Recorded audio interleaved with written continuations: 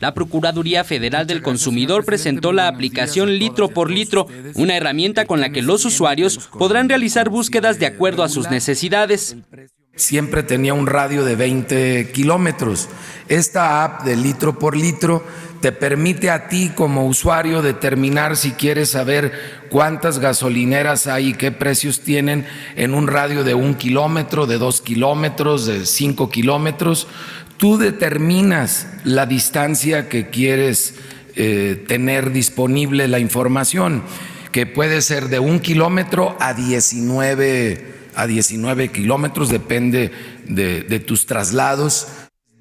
El Procurador Federal del Consumidor, Ricardo Sheffield, añadió que adicionalmente la aplicación brindará información de las estaciones que se encuentren cerradas o que no den servicio. Y lo más interesante, dijo, es que a través de esta herramienta que se puede descargar gratuitamente, se podrán presentar quejas o denuncias formales ante la Procuraduría Federal del Consumidor.